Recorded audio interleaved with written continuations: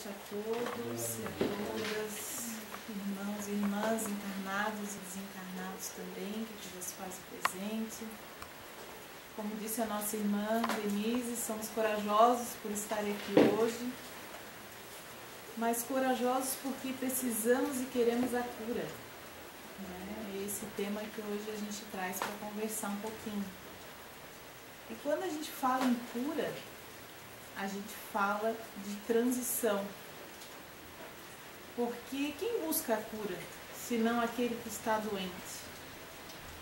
E quem são os doentes? Se existe doença, é porque existe doente. Estava lendo agora aqui no livro do Divaldo Pereira Franco, O Homem Integral. Com base nesse livro que eu trago hoje alguns ensinamentos para essa palestra.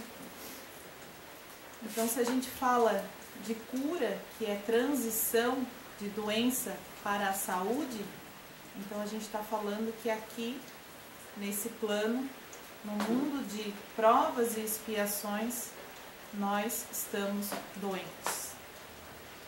E será que a gente busca fazer essa reflexão de que doença nós estamos falando? Quais são as doenças que a gente traz, que a gente carrega? Será que temos a serenidade para entender que doenças são essas e aceitar, para que a gente possa então fazer essa transição desse processo de cura e nos tornarmos mais saudáveis, mais evoluídos? Nós temos que começar a refletir para aceitar tudo aquilo que é difícil de ser aceitado. Divaldo, quando fala em sua palestra sobre cura, ele fala sobre isso e cita o almirante Thomas Charles Hart, da Marinha Americana. Depois da Segunda Guerra Mundial, ele diz a seguinte frase: Senhor, dá-nos a serenidade para aceitar tudo quanto devemos aceitar, para aceitar tudo aquilo que é difícil de ser aceitado, mas dá-nos, sobretudo, sabedoria para distinguir uma coisa da outra. Serenidade para aceitar e aceitar tudo aquilo que é difícil. Quando nós falamos de cura, nos lembramos então que existem doenças que buscamos a saúde. Então a gente fala do binômio doença versus saúde.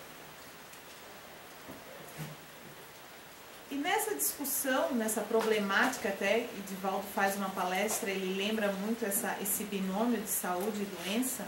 Ele diz que o importante não é que vivamos muitos anos, mas que vivamos bem a cada momento de nossa vida. Não é quantos anos ficamos aqui, mas sim a qualidade da vida, do presente que recebemos com essa encarnação, de estarmos aqui e nem que seja por um breve segundo, transformarmos a nossa existência, evoluirmos com o pouco que aprendemos e também transformarmos a vida de quem está ao nosso redor. Se pararmos para prestar atenção no presente que a gente recebe, ao estar aqui essa noite, numa noite de chuva, de frio, uma noite de coragem de estar aqui, nós estamos sendo nesse momento abençoados.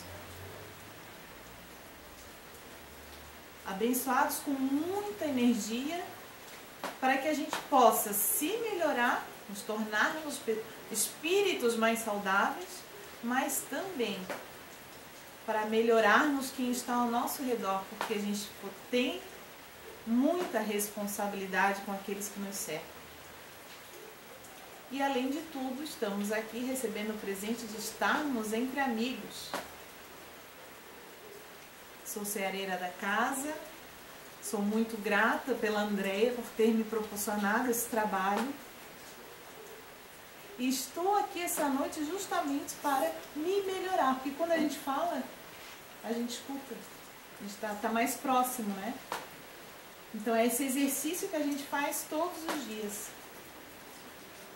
E a gente vai conseguindo alcançar ou subir um degrauzinho de cada vez nessa nossa escala evolutiva. E quando a gente fala de saúde, que tipo de saúde nos vem à mente? A Organização Mundial da Saúde, ela reformulou o conceito dela do que seriam os pilares da saúde. E ela estabeleceu 3 fatores como primordiais para se alcançar essa saúde. Primeiro, harmonia fisiológica. É a mais fácil de entender e de compreender o que seria isso, fisiológica, físico. Mas existem outras 2 que são muito importantes, e ela destaca bem-estar psicológico e espiritual. Para alcançarmos essa harmonia fisiológica, ela destaca que primeiramente nós temos que alcançar esse bem-estar, esse equilíbrio da mente sã, corpo são, não é esse? Então a gente precisa buscar essa harmonia da mente, do espírito, para que a gente consiga então essa harmonia fisiológica. E também, como terceiro fator, o equilíbrio socioeconômico. E o que quer dizer equilíbrio socioeconômico? É estar bem em sociedade. Estar entre pessoas e como eu me relaciono com essas pessoas. Estar bem no trabalho e como eu me relaciono com quem trabalha comigo. Como eu faço, o que eu faço com o recurso financeiro que eu recebo? Será que eu emprego de uma maneira correta, satisfatória? Será que eu contribuo para a evolução da sociedade? Então, são 3 fatores que a Organização Mundial da Saúde ela já traz, ela já verifica que não basta estarmos apenas bem fisicamente. Para que a gente consiga esse bem-estar, a gente precisa estar equilibrado. E esse equilíbrio é o que para a gente pode ser mais difícil de alcançar. Às vezes a gente está bem de um lado, mas não está bem do outro. Às vezes a gente está bem no trabalho, mas não está bem com a família. Então a gente precisa olhar para isso. Olhar com olhos de reflexão, não de julgamento. Ao nos depararmos com uma situação difícil, complicada, quer no trabalho, quer de convivência familiar, que a gente vê que é mais comum, a gente precisa olhar para dentro de nós, primeiramente. Por quê? Porque Deus não nos colocou na família onde nós não deveríamos estar. Nós não estamos aqui por acaso, nós estamos na família certa, no local certo. Então, Ele nos colocou no lugar certo para que a gente possa aprender a contribuir também com a evolução daqueles espíritos que retornaram conosco, que possuem uma programação espiritual junto. E se há alguma dificuldade, que a gente possa acolher essa dificuldade, sem julgamento, sem condenação. Na constelação familiar, a gente usa muito as leis sistêmicas, né? Existem 3 leis sistêmicas na constelação familiar. A primeira delas é o pertencimento.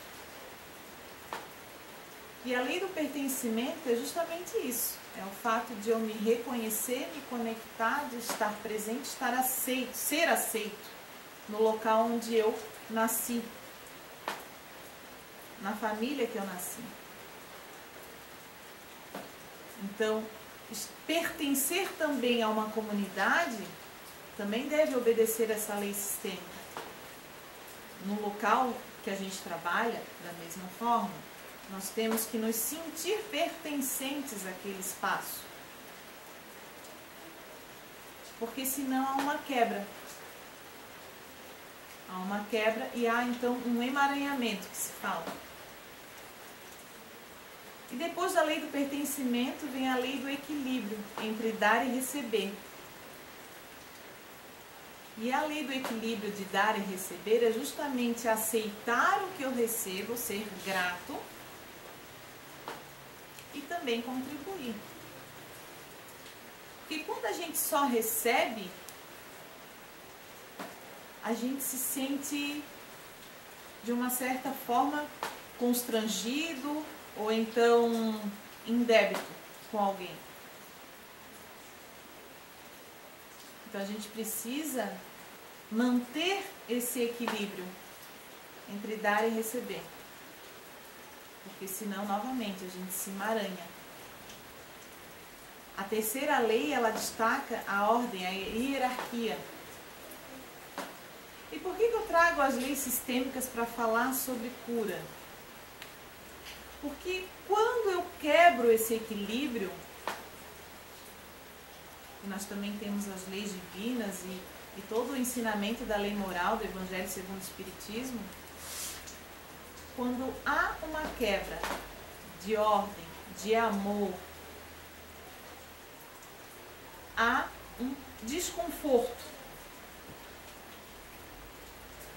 E Deus, nosso Pai, nos deu um instrumento poderosíssimo para que a gente então tenha essa como uma ferramenta, como se fosse um termômetro, que a gente usasse para medir então a temperatura desse emaranhamento, vamos dizer assim, que é o nosso corpo. Quando a gente está emaranhado, a gente está em conflito com as ordens, as leis sistêmicas, a constelação, os ensinamentos das leis morais, do Evangelho, das leis divinas, dos ensinamentos do Cristo. A gente está em conflito conosco, porque o conflito nasce dentro de nós, por não aceitar, como eu disse logo no início, muitos dos desafios, das situações. A gente se coloca numa situação, nesse emaranhamento ele traz um nó, a visão do nó, como se a gente tivesse cheio de linhas que passassem por nós e enlaçasse cada um que faz parte dessa teia de emaranhamentos, quer familiares, quer da comunidade, do trabalho, qualquer lugar que a gente esteja, que a gente se emaranhe. E então o nosso corpo ele dá esses sinais. E aí a gente reflete, que sinais são esses? O Instituto de Psiquiatria Paulista, ele fala sobre as doenças psicossomáticas. As doenças que nascem da psique, da alma, do consciente ou do inconsciente. São doenças que muitas vezes se manifestam no nosso corpo físico sem uma razão específica, ou sem identificarmos da onde vem essa dor, porque ela é em vários locais. Eu identifico ela em vários locais. E muitas vezes a gente se depara com uma situação dessa, uma dor aqui, uma dor ali, e não tem uma razão específica, porque muitas vezes a gente vai, procura um médico, faz exames e não acha, e não encontra nada. Mas a gente tem dor. O corpo dá sinal. Será que nós não estamos emaranhados? Será que essa ansiedade, essa depressão, esse estresse, esses tormentos que a gente vive no dia a dia, não estão contribuindo para eu somatizar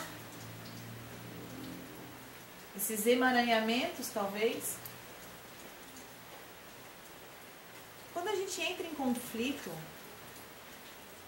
com alguém que na verdade nasce na gente mesmo, né? Esses conflitos, Mas quando a gente não concorda com alguém, não é muito comum a gente não concordar com as pessoas, né? Mas, dando exemplo sempre da família, quando a gente não concorda com algum familiar, como é que a gente se posiciona? Como é que o nosso corpo reage quando a gente está desconfortável com alguma situação? A mão às vezes sua, às vezes a gente treme, às vezes a gente fica vermelho. Então o nosso corpo é o termômetro que está à nossa disposição. E se a gente percebe que o nosso corpo está diferente, está esquisito, está instável, será que eu não preciso parar, respirar, contar até 10, refletir sobre o porquê eu estou assim? Por que o corpo deu esse sinal? Eu comecei a fazer isso há um tempinho atrás. Eu tinha muita enxaqueca. E lá na outra casa eu ainda contei, né? E eu tinha enxaqueca e achava que era geralmente de alguma comida do dia anterior, né? E quando na verdade meu anjo que está sempre ao meu lado, meu marido, identificou a razão. Estou me analisando. E ele começou a observar os sinais do meu corpo. Ou os sinais ao meu redor também, né? O que acontecia para que naquele dia eu estava daquele jeito? E aí eu dizia, meu Deus, mas eu não posso comer chocolate que no outro dia eu fico com enxaqueca. E aí ele começou a prestar atenção naquele dia, aí vinha outro episódio, vinha outro. Eu disse, peraí, mas não foram sempre o mesmo quadradinho de chocolate que causou essa enxaqueca. Aí ele falou, começa a perceber, porque não é por aí, a causa não é essa. E aí no momento a gente nega, né? Quando a gente recebe o remédio, às vezes a gente nega, não é isso, é o chocolate. E aí eu comecei a prestar atenção, que de fato eu não tinha comido chocolate no dia anterior, então por que eu estava com enxaqueca? E aí a gente começa a refletir sobre os sinais do corpo.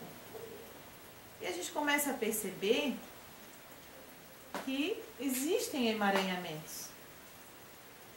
Existe algum fator ali psicológico que fez com que naquele momento seguinte eu apresentasse aquele quadro de enxaqueca.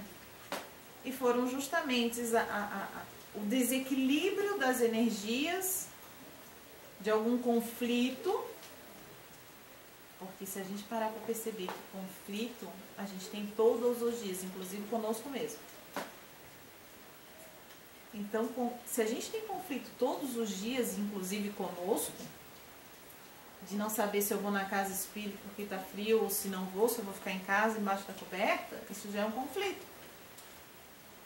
A consciência vai cobrar porque eu não vim aqui hoje. E como eu lido então com esses conflitos? Porque muitas vezes a gente transforma esse pequeno conflito num confronto.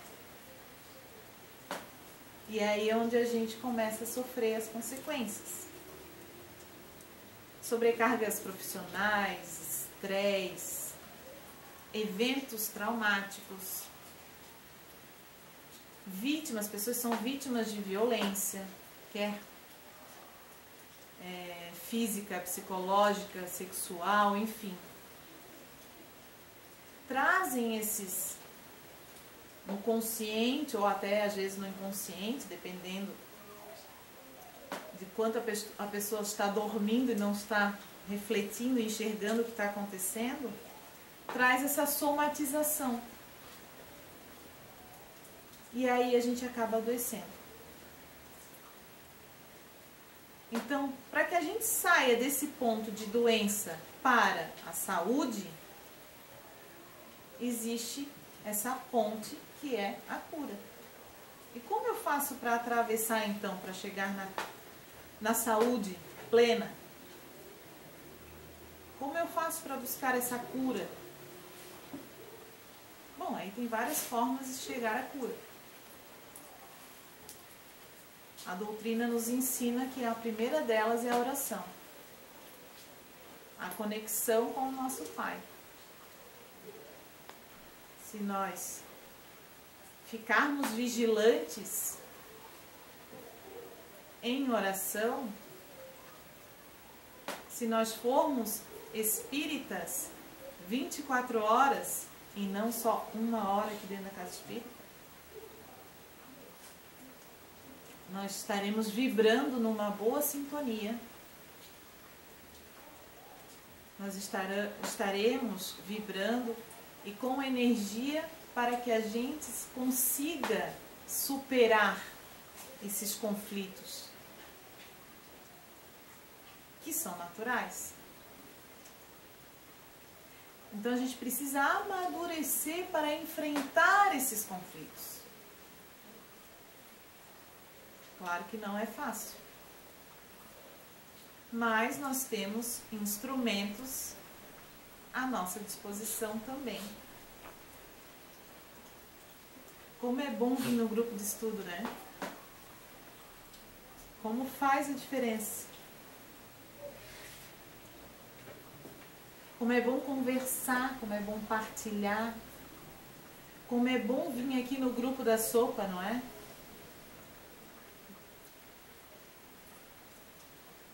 Então é simples, só que a gente dificulta. A gente não quer ter trabalho, a gente não quer enxergar.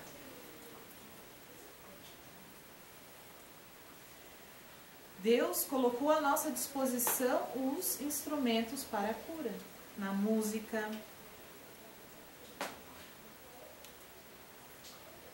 A gente deveria ter combinado de ter ensaiado. Eu ia pedir para o Fábio cantar uma música para nós, mas não sabia que... Enfim. Mas existem várias letras, né, de músicas que parece que elas nos abraçam, né? A evangelização, o estudo, o passe, a água fluidificada. São tantos os instrumentos que estão à nossa disposição. Basta a gente querer atravessar a ponte. Divaldo, aqui nesse livro, ele fala sobre os homens espelho. Olha só. No capítulo 3. Sobre religião e religiosidade. Homens espelhos são aqueles que, não tendo identidade própria, refletem os modismos, as imposições, as opiniões alheias. Eles se tornam o que agrada às pessoas com quem convivem, o ambiente que no seu comportamento neurótico se instala. A experiência da religião sem religiosidade, da aparência social, sem o correspondente emocional, que trabalha em favor da autorrealização. Destaquei vários pedacinhos aqui para mostrar que, às vezes, a gente se coloca nessas situações. De somente refletir o outro. Muitas vezes a gente esquece de se olhar no espelho, mas nos enxergando. Falar com a gente, né? Falar conosco, olhar, saber, estou bem, estou bem. Será que eu me conectei comigo hoje? Quando eu saí da cama?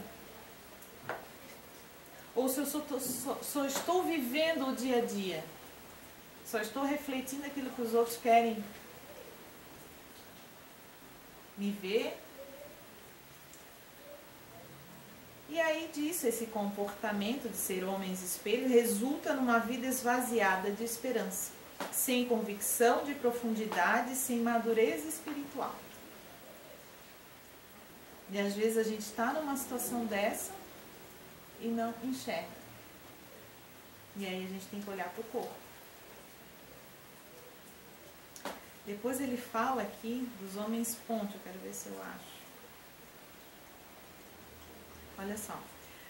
A saúde psicológica decorre da autoconsciência, da libertação íntima e da visão correta que se deve manter a respeito da vida, das suas necessidades éticas, emocionais e humanas. Saúde psicológica decorre da autoconsciência. Deixa eu ver se eu acho aqui. Mas o que ele diz aqui a todo momento, né? Que nós precisamos ter consciência de quem nós somos, por que estamos aqui, ter responsabilidade para assumir as doenças que carregamos, as dificuldades que recebemos como presente de evolução, e a oração, o estudo, o passe, as palestras, a água fluidificada, elas nos auxiliam para a gente se manter equilibrado, energizado, para que a gente possa então atravessar essa ponte. Nós estamos vivendo uma situação muito complicada em razão desse vírus que nos deixou isolados, nos afastou de muitas pessoas, mas a gente também se afastou. Se a gente prestar atenção, a gente se afastou ou a gente já estava afastado? E a gente não prestava atenção. De Luca diz que a gente está vivendo uma hemorragia energética. Hemorragia energética. Um adoecimento da mente. E muito se fala, né? Do autoconhecimento, da reforma íntima. Por que a gente fala tanto sobre isso dos últimos 5 anos para cá? Porque a gente está justamente no período de transição. E se a gente fala de cura, que é a transição da doença para a saúde, nós estamos vivendo justamente essa transição para um mundo de regeneração. Ou seja, a gente está no processo de cura, de amadurecimento, de evolução. Por isso nós somos convidados a todo instante a fazer essa autorreflexão. As coisas não acontecem ao acaso. O sofrimento ele faz parte, o isolamento faz parte. Então, a mensagem que eu tinha para trazer nessa noite é para a gente se libertar.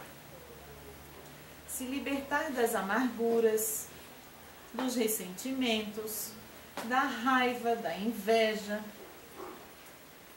e fazer aquilo que a Denise leu aqui na frente no livro, que é perdoar.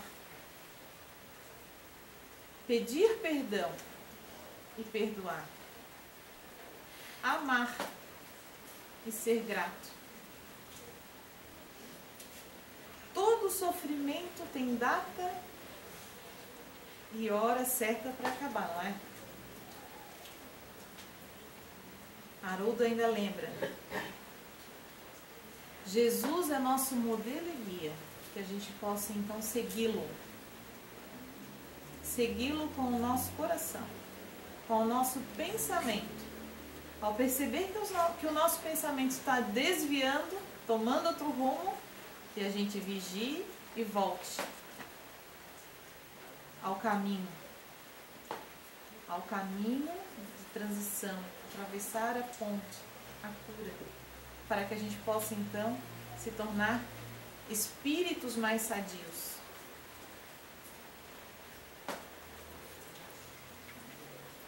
Tem uma mensagem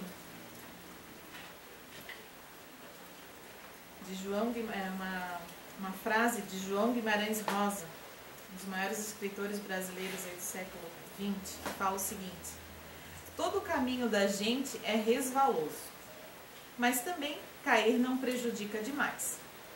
A gente levanta, a gente sobe e a gente volta. O correr da vida embrulha tudo. A vida é assim, esquenta e esfria, aperta e daí afrouxa, sossega e depois desinquieta. O que ela quer da gente é coragem. Ser capaz de ficar alegre e mais alegre no meio da alegria. E ainda mais alegre no meio da tristeza. E aí nós temos o exemplo de Francisco de Assis. Essa parte bem a partir da final, mais alegre ainda no meio da tristeza. Então que a gente possa ressignificar as nossas dores. Ao identificarmos os nossos conflitos, ressignifique, perceba que ele está ali para ser a alavanca que nos impulsiona para algo melhor. Então, aceite. Aceite, ressignifique e tenha coragem.